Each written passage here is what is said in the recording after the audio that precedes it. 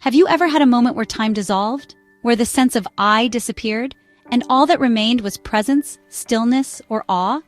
Maybe it was during deep meditation. Maybe it was while standing before a vast mountain range, or staring into someone's eyes so deeply that all boundaries blurred. Or maybe it was completely unexpected. On a walk, in a dream, during a crisis, or even in silence. Moments like these raise a profound question. Can we really transcend the ego? Or are these just biochemical glitches in the brain, temporary illusions of unity? To answer that, we must venture across the borders of psychology, neuroscience, mysticism, and consciousness research, where the known meets the unknowable. In classical psychology, the ego is not a villain. It is a necessary construct, the psychic structure that enables us to function in the world. Freud positioned it between two primal forces, the ID, driven by instinctual desire, and the superego, the internalized voice of morality, culture, and authority. The ego mediates, negotiates, and builds what we call selfhood. It gives us our identity. I am this body. I have this name. I live this life. I want this thing. I fear that outcome. In that sense, the ego is the architect of your survival. But here lies the fundamental error. The ego believes it is the totality of who we are. It mistakes the mask for the face. It says, I am my achievements. I am my trauma. I am what others think of me. I am separate. I must defend myself because I am vulnerable, isolated, and incomplete. This delusion creates an existential insecurity at the core of human experience. The ego, by nature, is fragile because it depends on external validation, image maintenance, and continuity. It is always one insult, one failure, one betrayal away from collapse. The ego is not evil. It is terrified because it is built on the illusion of permanence in a world of impermanence. From a spiritual and psychological perspective, many modern afflictions, chronic anxiety, imposter syndrome, obsessive comparison, perfectionism, are not flaws of character. They are symptoms of the ego's frantic attempt to avoid annihilation. It's not reality we fear. It's the rupture of the identity we've built to survive. That's why a minor critique feels like death. That's why we compare ourselves to people we don't even like. That's why we react, defend, control, cling. Because somewhere deep down the ego fears, if I am not admired, chosen, or in control, I do not exist. This is why the ego never rests. It cannot allow silence, surrender, or stillness, because in stillness the illusion unravels. The invitation to transcend the ego is not a call to wage war on it. That would only reinforce its dominance, because the ego loves to wear the mask of the spiritual warrior. Instead, ego transcendence is the gentle piercing of illusion. It is not about erasing identity. It is about recognizing that identity is not all there is. You are not your thoughts. You are not your past. You are not the image you defend. You are the awareness in which all of those things appear. This insight is not just mystical. It is deeply psychological. Carl Jung understood this when he said, "The privilege of a lifetime is to become who you truly are. But you cannot become your true self if you are trapped inside the narrative prison of ego." The ego, left unchecked, demands control, comparison, and separation. It thrives on contrast, me versus you, success versus failure, good versus bad, superior versus inferior. In doing so, it generates constant mental noise, chronic insecurity, a compulsive need to prove worth, an inability to tolerate uncertainty or imperfection. Even worse, the ego's defensive architecture often masks deeply buried trauma. What we call confidence may be compensation. What we call ambition may be overcompensation for shame. What we call strength may be a refusal to feel. Thus, transcending the ego is not merely a philosophical aspiration. It is a therapeutic necessity for wholeness. So what lies beyond? What lies beyond is the witnessing presence, what Eastern traditions call pure awareness, what some mystics call the soul, and what modern neuroscience identifies as a non-conceptual mode of consciousness. It is spacious. It is silent. It does not panic. It watches thoughts arise and pass like clouds in the sky. It holds suffering without fusing with it. It sees beauty without needing to possess it. It loves without needing control. And most importantly, it knows this. I am not what I have. I am not what I fear. I am not even what I believe. I am the stillness beneath the noise, the one who sees. To understand the ego not as a metaphysical abstraction, but as a neurological phenomenon, we must look to a specific constellation of brain activity known as the default mode network. The DMN is not a single region, but a system of interconnected brain areas, notably the medial prefrontal cortex, posterior cingulate cortex, and angular gyrus, that become active when the brain is not focused on external tasks. It lights up during daydreaming, self-referential thought, remembering the past, projecting into the future, moral reasoning, and constructing mental narratives. In essence, the DMN is the narrative brain. It is the source of the ceaseless monologue that defines what we call identity. This is who I am. This is what I did. This is what they think of me. This is what might go wrong. This is how I must protect myself. The DMN is the neurological seat of the ego self. And while it is crucial for autobiographical memory and long-term planning, its dominance can become pathological. When overactive or unregulated, the DMN becomes the engine of anxiety, depression, and self-obsession. It ruminates, it catastrophizes, it loops. In clinical depression, for instance, the DMN is often hyperconnected, locked in a cycle of self-referential negativity that distorts reality.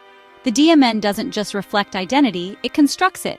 And when identity becomes rigid, threatened, or shame-based, the DMN becomes a prison. Here's where things get deeply fascinating. Modern neuroimaging, particularly fMRI scans, have shown that during certain altered states of consciousness, the DMN significantly quiets down. In experienced meditators, the activity of the DMN reduces markedly during deep states of mindfulness or non-dual awareness. Under psychedelics such as psilocybin, LSD, DMT, and ayahuasca, the DMN appears to decouple, leading to a dissolution of the rigid egoic narrative. This phenomenon is often experienced as loss of the sense of separate self, timelessness and ego dissolution, interconnectedness with all things, visions or insights from what feels like outside the self, profound compassion, even for past wounds or enemies. From a brain perspective, this is the temporary collapse of the egoic control system. From a mystical perspective, it is the unveiling of a deeper, more fundamental consciousness, one that exists prior to language, identity, or judgment. Is this dangerous or enlightening? Some critics argue that deactivating the DMN is akin to deactivating the narrator of reality, and that such experiences might be dangerous, leading to delusions or dissociation. And indeed, for people with certain psychiatric vulnerabilities, ego dissolution without grounding can be destabilizing. But for others, especially in therapeutic, ritualistic, or meditative contexts, this temporary death of the ego is profoundly healing. Why? Because the DMN is where trauma scripts, identity limitations, and self-shame are encoded and replayed. When the DMN quiets, the nervous system often releases suppressed content, the brain reorganizes new associations, and the individual reports access to a wider field of perception in which forgiveness, clarity, and reorientation are possible. Meditation versus molecule, different paths to the same silence. What is striking is that the brain states achieved in deep meditative absorption, samadhi, and those induced by psychedelic substances often show converging neurological signatures.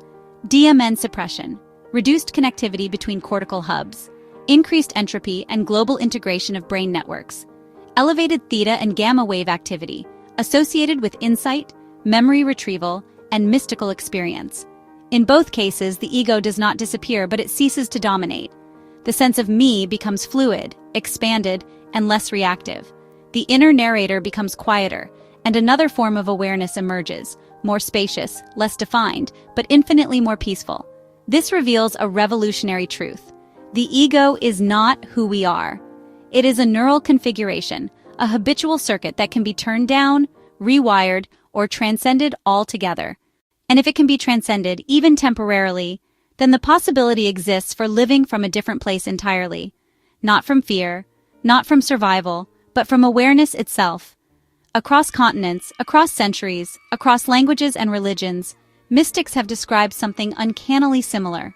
The dissolution of the separate self, the vanishing of the inner narrator, the merging into something vast, eternal, and unnameable.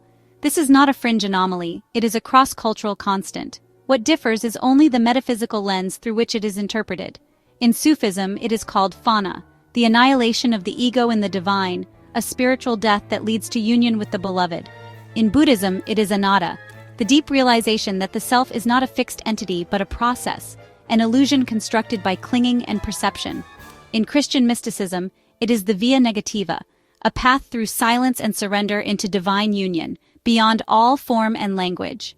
In Advaita Vedanta, it is non-dual awareness, the insight that the subject and object are not two, and that the true self is pure witnessing consciousness. What unites all these traditions is not theology. It is a direct alteration of consciousness, one that transcends egoic identification and collapses the illusion of separateness. For most of history, these reports were dismissed by the rational world as poetic fantasy, wishful thinking, or mystical delusion. But now, with the rise of neurophenomenology, the study of subjective experience alongside measurable brain states, science is beginning to take these accounts seriously. At Johns Hopkins, Imperial College London, and other leading research institutions, neuroscientists are mapping what happens in the brain during deep meditation, breathwork-induced non-ordinary states, psychedelic journeys with psilocybin, ayahuasca, LSD, or DMT, and the data is astonishingly consistent. Whether induced by a monk in silent retreat or a carefully monitored psychedelic session, these altered states show the same neurological fingerprints: deactivation of the default mode network. As covered earlier, the DMN is the ego's neural home, the source of our inner monologue and narrative identity. When it quiets, the sense of being a separate self often diminishes or disappears. Heightened cross-regional brain connectivity. Normally segregated brain regions, sensory, emotional, cognitive, begin to talk to each other in new ways. This creates a flood of novel associations, insights, and heightened perception, often described as revelations. Increased gamma wave activity. Gamma waves, 3100 Hz, are associated with high-level cognitive functioning, insight, and unity consciousness. Tibetan monks in deep meditation and psychedelic users in peak experience both exhibit elevated gamma coherence. Disruption of self-world boundaries. Subjects report a loss of personal boundaries. I became the forest. There was no more me and them. I felt one with the universe. This is not metaphorical. It is measurable in brain patterns and correlates with reductions in activity in regions responsible for proprioception and self-referencing. This convergence between ancient practice and modern data is no coincidence. Yogic pranayama, breathwork, alters blood CO2 levels and modulates brainwave frequencies. Mantra repetition synchronizes brain activity and calms the limbic system. Vipassana meditation changes the structure and thickness of the prefrontal cortex and insula, areas associated with self-awareness and emotional regulation. Plant medicines like ayahuasca and peyote, traditionally used in indigenous cultures, now show promise for treating PTSD, addiction, and existential despair, not by numbing the self, but by dismantling and recontextualizing it. What mystics stumbled upon through inner experimentation, neuroscience is now verifying through empirical rigor. The common thread? The ego is not the endpoint of evolution. It is the threshold to something more spacious, integrated, and aware. This research invites a paradigm shift in how we conceive of consciousness. In the egoic view, consciousness is a product of the brain, a closed loop generated by neurons and terminated by death. But in mystical and increasingly quantum-informed frameworks, consciousness is not confined to the skull. It is a field, an ocean in which the brain is a tuning device, not the source, but the receiver. This is what mystics have always pointed toward. The eye through which I see God is the same eye through which God sees me. Meister Eckhart, Tattvam Asi, thou art that. These are not poetic flourishes. They are ontological claims born from a collapse of egoic filters. But is it real, or just a hallucination? The critics are quick to respond. These states of consciousness, ego death, unity with the universe, timeless awareness, they're just brain chemistry, neural fireworks, a cocktail of serotonin, DMT, oxygen deprivation, and suggestibility. Nothing more than hallucinations. But this objection, while rational on the surface, fails to address a much deeper and older question. What is reality? And more provocatively, is our default waking consciousness more real simply because it's ordinary? Skepticism rooted in neuroscience tends to embrace reductionism, the idea that if a phenomenon has a neural correlate, it is caused by the brain, and therefore illusory. But this is a category error. By that logic, love is not real, it's just oxytocin and limbic resonance. Beauty is not real, it's just neural reward activation in the visual cortex. Grief is not real, it's just overactive anterior cingulate circuits. But we don't live that way. We live as if these experiences matter deeply, even though they have neurochemical components. So why then is the experience of ego dissolution treated as less real simply because it is atypical? The truth is, all experience is brain-based, but not all experience is equally narrow. When people return from ego-transcending states, whether through deep meditation, psychedelics, or spontaneous mystical experience, they often say the same thing. It felt more real than real. I remembered something I had forgotten I always knew. It wasn't fantasy. It was the foundation beneath everything. These are not drug-induced delusions. These are coherent, transformative experiences that often lead to lasting reductions in anxiety and depression, increased compassion and pro-social behavior, greater existential peace, enhanced creativity and meaning. This is not what one expects from hallucinations. Hallucinations distort, they confuse, they fragment. But ego transcendence, paradoxically, integrates. It brings wholeness, it brings coherence, and above all, it brings a radical clarity. You are not the voice in your head. The ego functions like a cognitive aperture, a narrow beam of focused attention necessary for daily survival. It filters overwhelming stimuli, maintains narrative continuity, and protects the self-image. It's useful, even essential. But here's the trap. The ego confuses its filters for the world itself. When those filters fall away, the mind doesn't become delusional. It becomes defiltered, like putting down a pair of tinted glasses and seeing for the first time how distorted your vision had been. The question, then, is not whether these experiences are real in the conventional sense. The better question is, do they reveal something that our ordinary mind suppresses?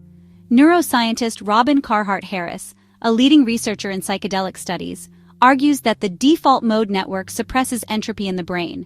It keeps cognition orderly, constrained, habitual. Psychedelics, and meditation to some extent, loosen that grip, allowing the brain to access a broader repertoire of states. These expanded states aren't random. They are highly organized, rich in metaphor, archetype, insight, and emotional truth. They often expose buried trauma, repressed memories, or unprocessed grief. They can also open one to experiences of overwhelming beauty, awe, and sacredness. So again, is that hallucination? Or is it the emergence of a deeper level of mind?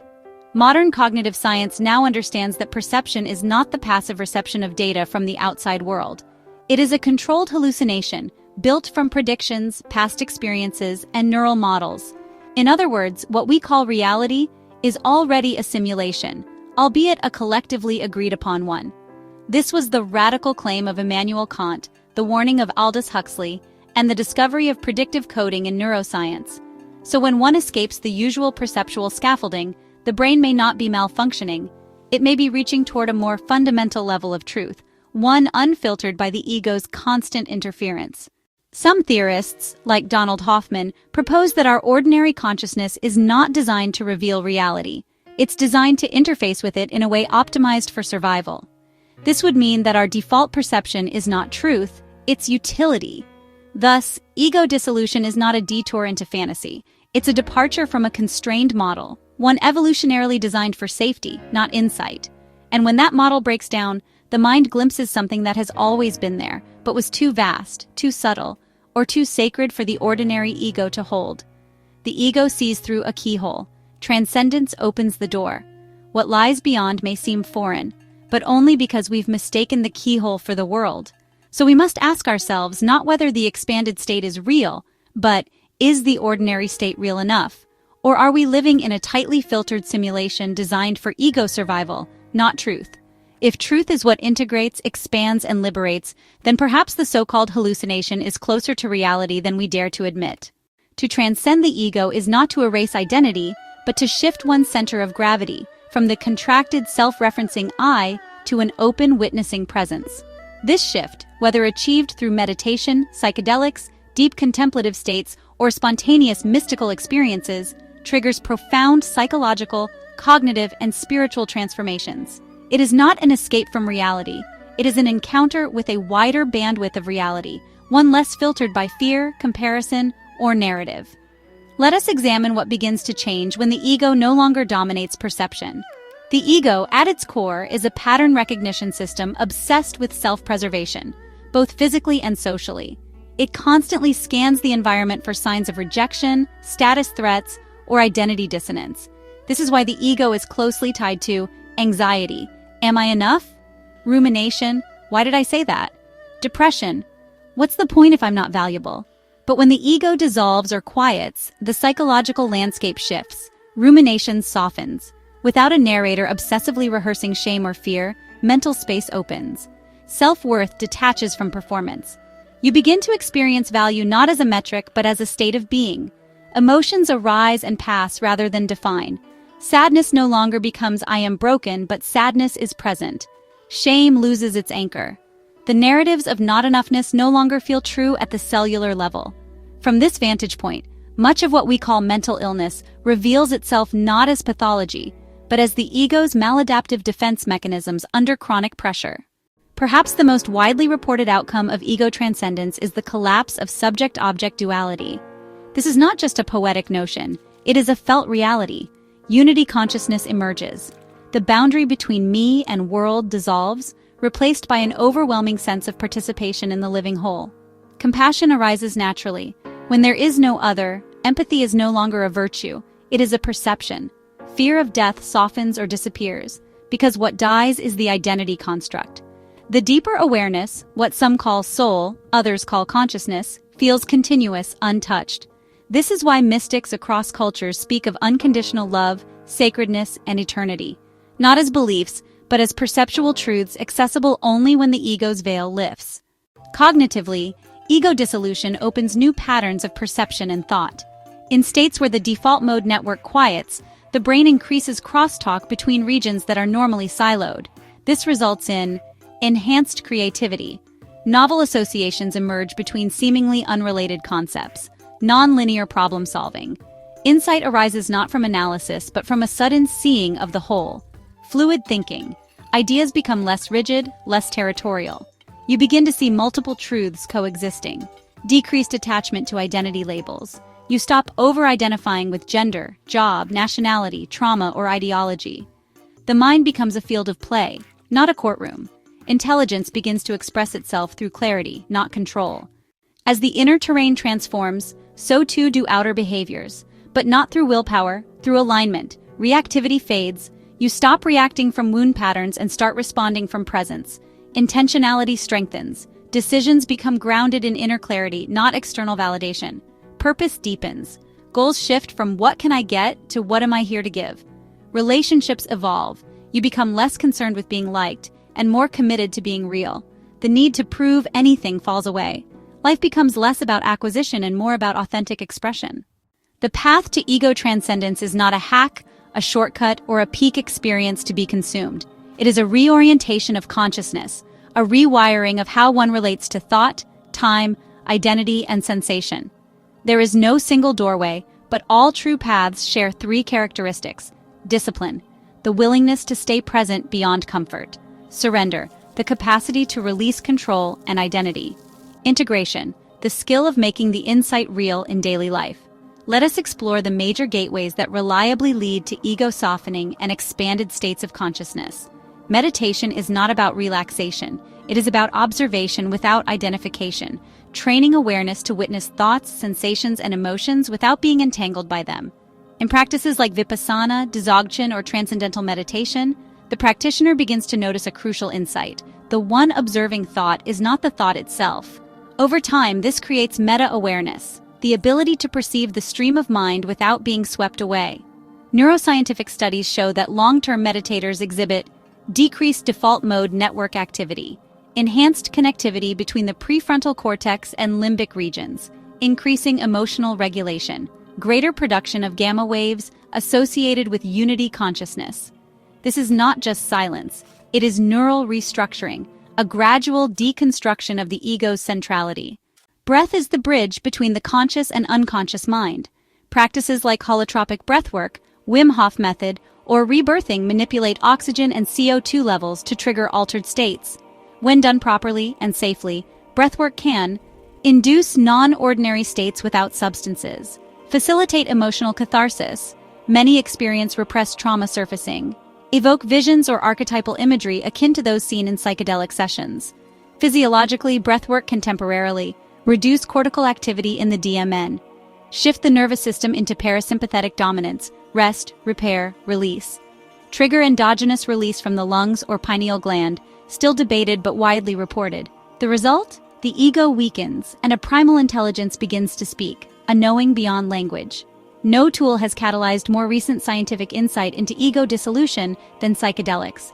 Substances like psilocybin, LSD, ayahuasca, and DMT reliably deactivate the default mode network, leading to ego dissolution, a temporary collapse of self-other boundaries, transpersonal experiences, union with nature, the cosmos, the divine, deep emotional processing, trauma, shame, fear rising into awareness.